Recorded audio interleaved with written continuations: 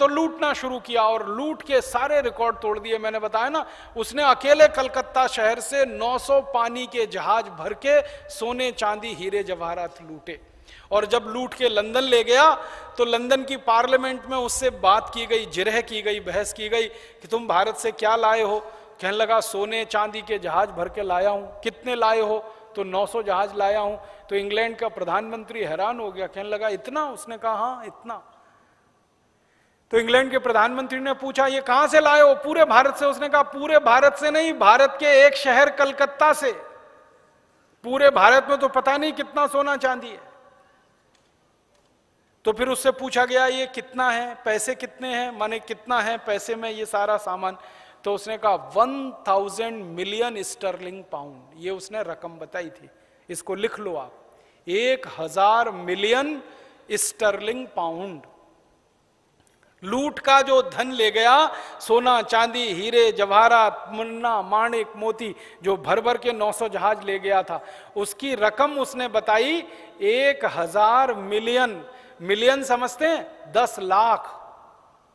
1000 गुणा 10 lakh sterling pound. और एक स्टर्लिंग पाउंड इस समय है लगभग 80 रुपए का। और 1757 के स्टर्लिंग पाउंड की आज तक की कीमत 300 गुनी कम हुई है। तो 1000 लिखो, 1000, फिर उसमें 10 लाख का गुणा करो, फिर उसमें 300 का गुणा करो, फिर 80 का गुणा करो। इतनी रकम लूटकर अकेला एक रॉबर्ट क्लाइव ले गया है। मैं बताता हूं फिर से, 1000 लिखो, फिर 10 लाख का गुणा करो, उसमें 1000 गुणा 10 लाख, फिर गुणा 300 और गुणा 80, तो आज के हिसाब से रकम निकलेगी लाखों करोड़ों रुपए में निकलेगी। निकाल लेना इसको आप, मैंने आंकड़ा बता दिया।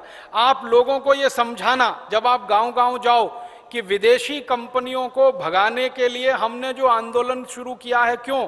क्योंकि एक विदेशी कंपनी आई ईस्ट इंडिया, उसका एक अधिकारी था रॉबर्ट क्लाइव, वो इतना धन लूट कर ले गया इस देश में से, तो विदेशी कंपनियों को रहना खतरनाक होता है देश में। और रॉबर्ट क्लाइव अकेला एक अधिकारी नहीं था, ऐसे हिंदुस्तान में 84 अधिकारी आए। रॉबर्ट क्लाइव आया, उसने लूटा, फिर वॉरेन हेस्टिंग्स आया, उसने लूटा, फिर कर्जन आया, उसने लूटा, फिर लिनलिथगो आया, उसने लूटा, फिर डिकिंस आया, उसने लूटा, फिर विलियम वेंटिंग आया, उसने लूटा, फिर कॉर्नवालिस आया, उसने लूटा। ऐसे एक नहीं 84 अधिकारी आए और लूट लूट के लाखों करोड़ों रुपए की संपत्ति ले गए यहां से। परिणाम क्या हुआ? परिणाम यह हुआ कि जो देश के एक एक घर में सोने चांदी के सिक्कों का ढेर लगा रहता था, ईस्ट इंडिया कंपनी के लगभग 100 साल की लूट में सारा देश कंगाल और भिखारी हो गया। गरीबी पूरे देश में फैल गई।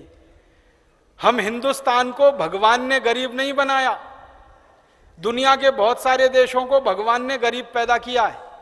दुनिया में ऐसे बहुत सारे देश हैं जो बहुत गरीब हैं भगवान के कारण, क्योंकि उनके देश में कोई संपत्ति नहीं है प्राकृतिक।